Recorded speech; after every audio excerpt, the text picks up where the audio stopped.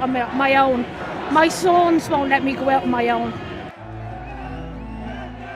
Ireland's anti-immigration backlash has spiralled into countrywide unrest in recent months, after a sharp rise in the number of foreigners arriving onto its shores. Unfortunately, I think Ireland is becoming the new Sweden. Protests, arson attacks, and hardening anti-immigration views have transfused Irish politics with a fervour not seen since the Troubles. How long are you going to stay out here for? As long as it takes. My name's Michael Murphy, and I went to Ireland for the Telegraph to find out what Irish people make of the growing strife. I started my journey in Dublin, where hundreds of people turned out for an anti-immigration march. We're just fed up with the Irish government. We're just fed up with them. It's like a mass plantation what they're doing here. There's so many unvetted male people being brought over to this country, and they're planting them all in around schools, parks, and we're all feeling very unsafe. We're worried for our children. We cannot sustain a huge number, that level of foreign people living within the borders of this country, many of which are living off social welfare because they're being attracted here because of the loose welfare laws and immigration laws of the state. Look after the Irish! Thank you very much. Thank you very much. Look after the Irish! Just messing around with our heads, this whole government, and I don't trust what's going on. I just want I think they're puppets for other powers, the elites, the WHO and, all the rest of it, and possibly even King Charles. Just puppets for somebody else, and they're not caring for our own people.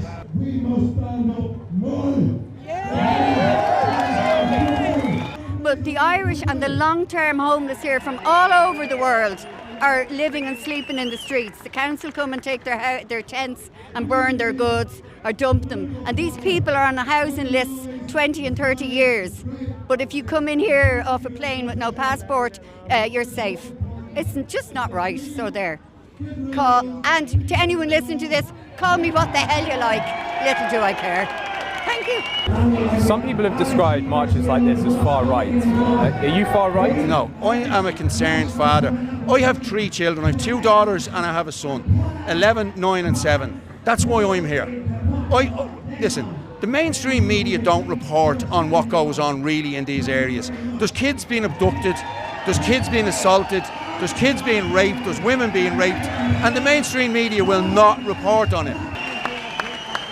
To find out more about where the anger is coming from, I went to a traditional Irish pub in the heart of Dublin to sit down with dissident journalist Ben Scallon. The issue of immigration didn't really come up much in Irish politics. I think we're probably unique in the sense that it's been a major election issue in the UK, in Germany, in America, but across the Western world, while this conversation was unfolding, Irish people haven't really discussed it at election time. And then now, I think around 2019 or 2018, that sort of time period, we saw the beginnings of protests around asylum centres being moved into local areas. And I think that's simply due to a significant uptick that we were seeing, where it was far bigger numbers than what we had experienced previously. And why do you think the government has made Ireland's borders more porous and has, as you said, rung the dinner bell for asylum seekers and other migrants around the world? I think that the Irish government is primarily concerned with appearing to be a modern European country, and they admire their European colleagues. They admire countries like Scandinavian countries like Sweden and so on that are progressive and very trendy, I suppose, if you want to put it that way. Unfortunately, I think Ireland is becoming the new Sweden in a way, because the same way people used to talk about Sweden several years ago, that it was this country that was totally off the rails. They've got total strife, total ghettoization.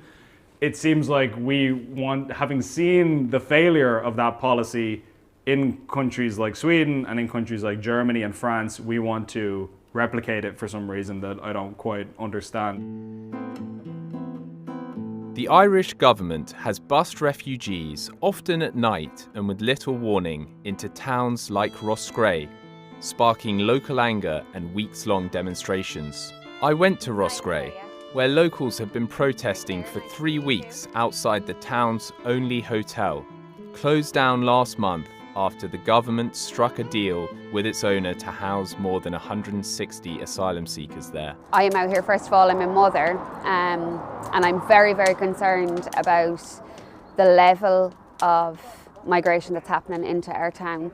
We are one of the smallest towns in Tipperary and we have 85% of international protection applicants.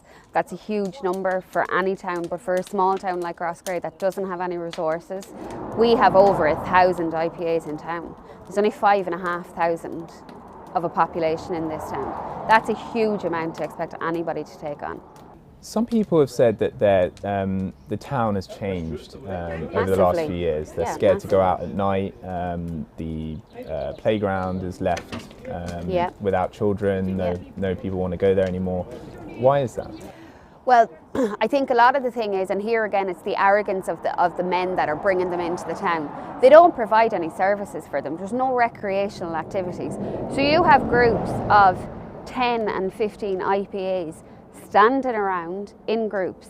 Now, let it be said, if that was 10 or 15 Irish men standing around in groups, I would be intimidated. But when you're walking past a group of men and they're saying something to you in a different language and you don't know what they're saying, it's very, very intimidating.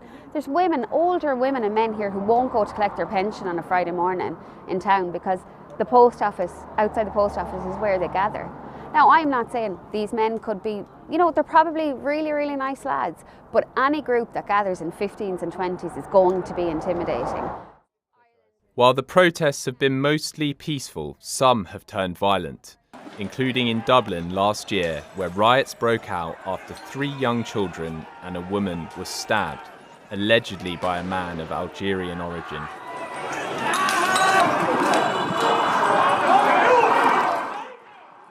We're here in Crooksling, on the outskirts of Dublin, where, as you can see, Garda are stationed behind me after a suspected arson attack on an abandoned nursing home that was due to house migrants last night. Now, this is one of more than a dozen such arson attacks that have happened in Ireland over the past year. The Irish state has taken in more refugees than it can house, forcing the government to offer asylum applicants tents and sleeping bags as they arrived in Dublin. Since the Russian invasion, nearly 100,000 Ukrainians have been offered refuge in Ireland. I spoke to one Ukrainian refugee outside of an asylum processing centre in Dublin. You've lived in a tent here for a month. Yeah. And how's that been? Well, for me it was better to stay here because no bombs, no military. I don't live here. Okay. I have accommodation for like 7 months or something, and now I have right to work. I received this labor market access. I start to work, and I believe in a month or 2 I will be able to rent something. And how have the Irish people been? Have they been welcoming?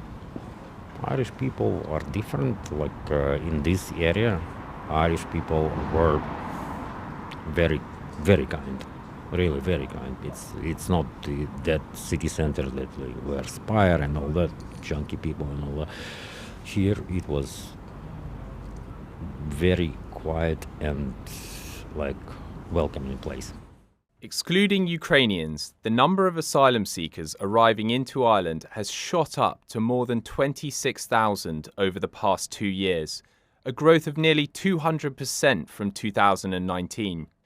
To find out more about the surge in refugees coming to Ireland, I spoke to Jim O'Callaghan, an Irish lawmaker from one of the governing parties. So speaking to people in Roscrea and other parts of rural Ireland, as well as Dublin, people are concerned about unvetted single males entering the country. Do you think that's a valid concern? Well, I can understand people's concerns, but when people come in, there's a rules-based system that operates in Ireland. And I think one of the failures that maybe we have, as government have, and previous governments have had, is we don't explain the system to people. And obviously the issue that's been looked at present is the international protection system. This derives from an EU directive. We transposed it into Irish law in the International Protection Act 2015. And listen, it provides that a minister can remove a person who's applying for international protection if that person is perceived as being a threat.